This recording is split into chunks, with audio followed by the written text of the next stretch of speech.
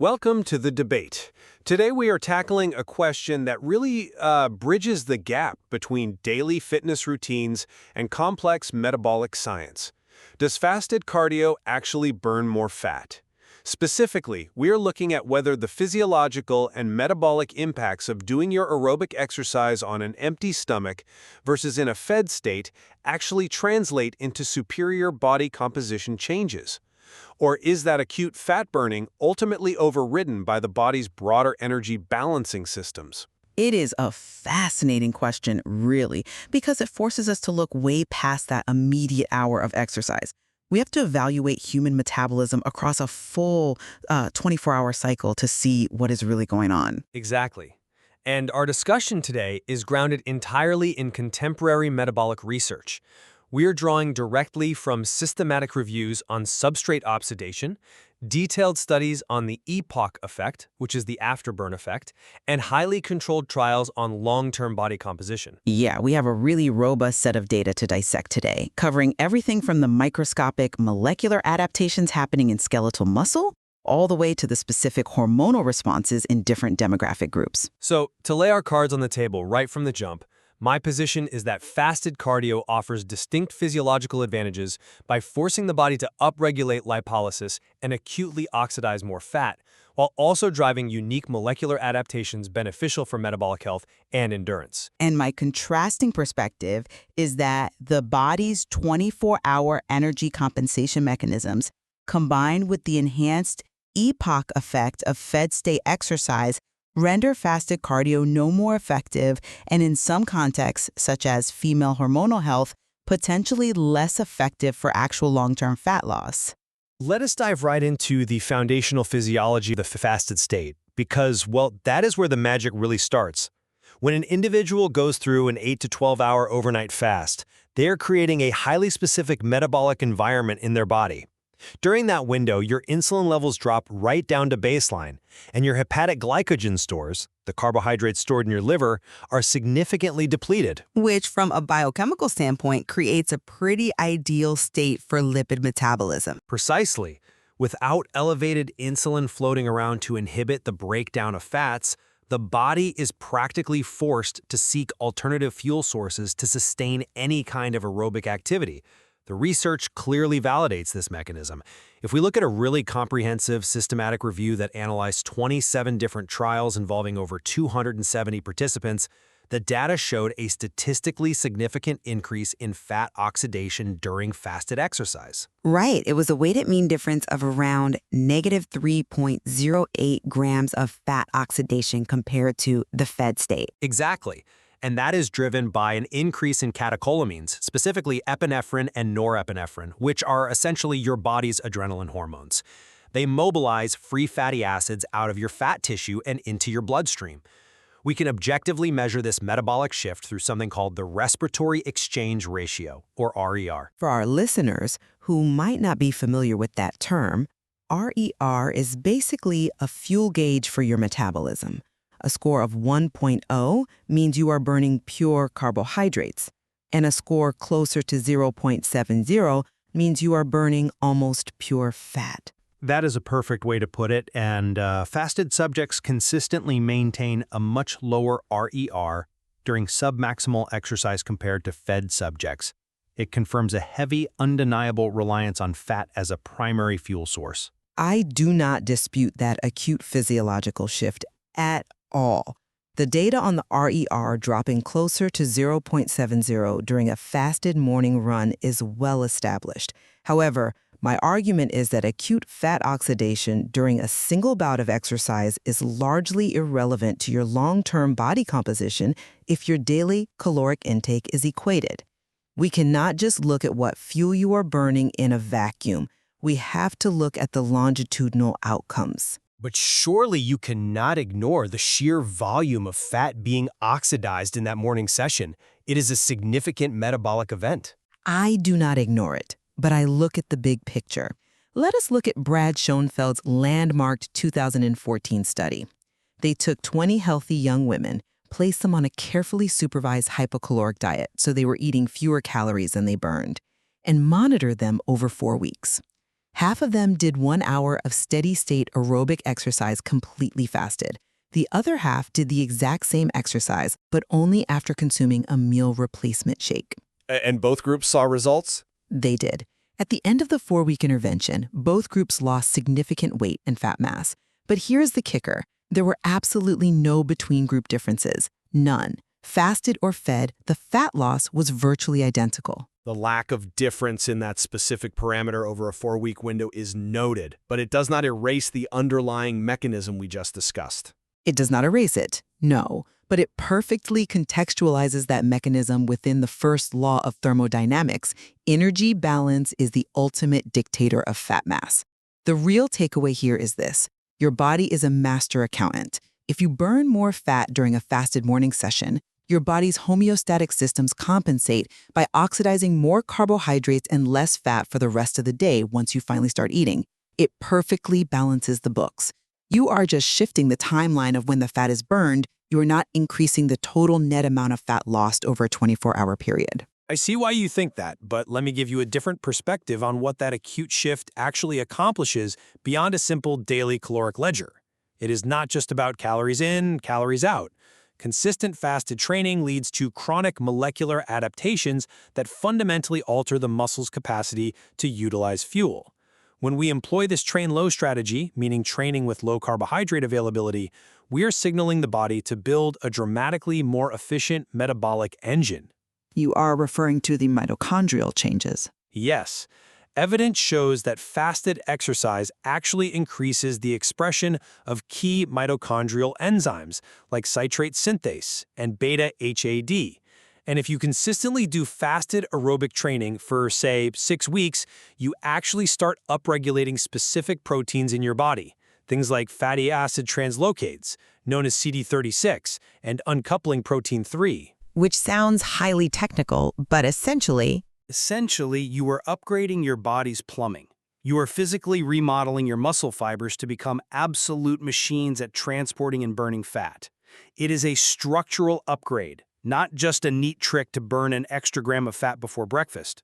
It improves your metabolic flexibility, it enhances endurance by sparing your precious glycogen for high-intensity efforts later, and it promotes really profound whole-body glucose tolerance.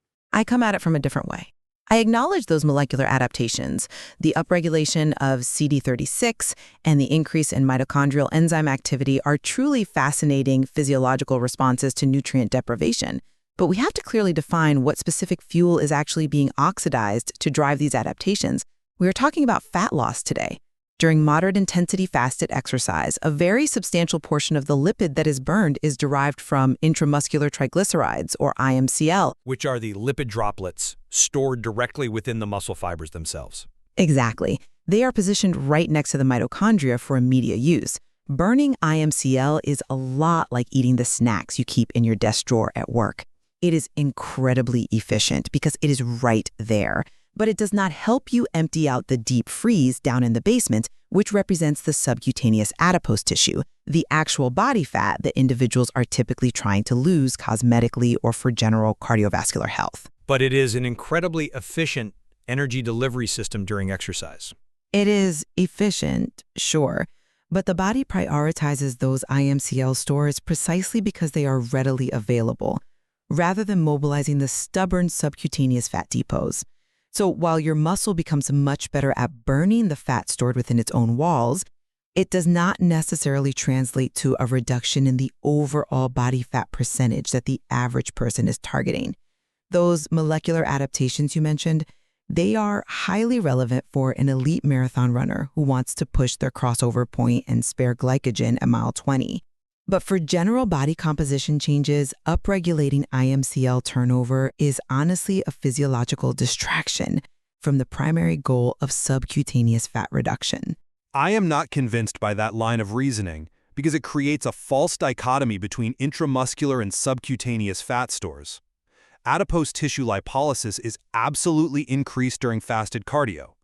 The elevation in circulating free fatty acids in the blood completely confirms that subcutaneous stores are being mobilized, even if intramuscular stores are also being utilized. It is not an either-or scenario. But the proportional reliance heavily favors the muscle's internal stores during that specific bout. perhaps proportionally in the moment, but improving the muscle's overall capacity to oxidize lipids has downstream effects. It prevents the accumulation of toxic lipid intermediates, which directly combats insulin resistance. The internal health outcomes are inextricably linked to the external cosmetic outcomes over a long enough timeline. A body that is exceptionally efficient at oxidizing fat is a body that partitions nutrients better 24/7. Well, let us shift that timeline to the recovery phase then, because this is where the fasted cardio argument really starts to falter. What happens when the workout ends? We need to talk about the impact of pre-exercise feeding on the EPOC effect, excess post-exercise oxygen consumption. The famous afterburn effect. Exactly. EPOC represents the metabolic cost of returning your body to a resting state after a workout. I want to highlight a really telling 2011 trial by Paoli and colleagues. They took 8 healthy young men and had them perform 36 minutes of treadmill running at 65% of their maximum heart rate. It is a standard moderate cardio session. In one condition, they did it completely fasted. In the other, they consumed a 673 kilocalorie Mediterranean breakfast before the run. The researchers did not just look at the workout, they tracked their oxygen consumption and their RER for a full 24 hours afterward. And they found a prolonged shift in post-exercise metabolism. A profound shift. The fed group, the ones who ate the breakfast, maintained a significantly higher oxygen consumption at both 12 and 24 hours post-exercise. And even more importantly, tying it back to our fuel gauge, their RRR was significantly lower at those 12 and 24-hour marks compared to the fasted group. Meaning they were burning more fat during the recovery window. Precisely. Long after the workout ended, the fed group experienced a prolonged shift toward lipid oxidation. While the fasted group burned fat during those specific 36 minutes on the treadmill, the fed group was actually oxidizing lipids at a higher rate for a full day afterward. It is the master accountant balancing the books again. That is an interesting point, though I would frame it differently. The elevation in oxygen consumption you are referencing in the fed state is heavily conflated with the thermic effect of food. You are saying digesting the meal skewed the numbers? Absolutely. They ate a substantial, nearly 700-calorie mixed meal. Digesting protein and complex carbohydrates requires significant metabolic energy. It naturally elevates VO2 because your internal organs are working hard to process that food. So claiming that elevated oxygen consumption is purely an enhanced exercise afterburn is slightly misleading. But the lower RER proves the fuel being used during that afterburn was heavily skewed toward fat, not just the carbohydrates from the breakfast. True, but we cannot ignore what that meal does to the actual exercise session itself. Fed state insulin spikes inherently suppress adipose tissue lipolysis. When you eat a meal before training, especially one with carbohydrates, you effectively shut down the mobilization of free fatty acids during the activity itself. For low-intensity steady-state cardio, LISS, fasted exercise remains highly efficient because it leverages the natural morning hormonal milieu. You wake up with high cortisol, high catecholamines, and low insulin. You can tap right into fat stores without requiring the body to divert blood flow and energy toward your digestive tract. It is a clean, highly efficient fat oxidation session.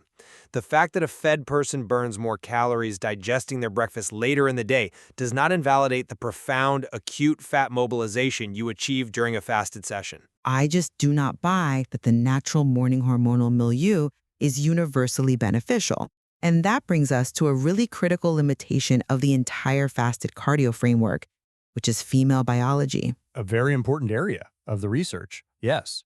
Much of the foundational research advocating for fasted training, especially the older studies, was conducted heavily on male cohorts. It assumed a standardized 24-hour hormonal cycle. But women operate on an infraradian rhythm, the menstrual cycle, which radically alters substrate utilization and their tolerance to stress throughout the month. How does that specifically interact with the fasted state? When you combine fasting, which the body registers as a nutritional stressor, with exercise, which is a physical stressor, You keep morning cortisol levels significantly elevated for prolonged periods. But cortisol is a lipolytic hormone. It literally aids in fat breakdown. That is part of the mechanism. It is lipolytic, yes, but a chronic elevation of cortisol in a nutrient-deprived state triggers a whole cascade of negative effects, particularly for women. When cortisol stays elevated without any caloric support, the body starts to perceive a state of famine. It panics. It triggers gluconeogenesis. For the audience, that is the process where the body creates its own glucose. Right. And how does it do that? By actively breaking down muscle amino acids to convert them into glucose to feed the brain and nervous system. You are literally cannibalizing your own lean mass.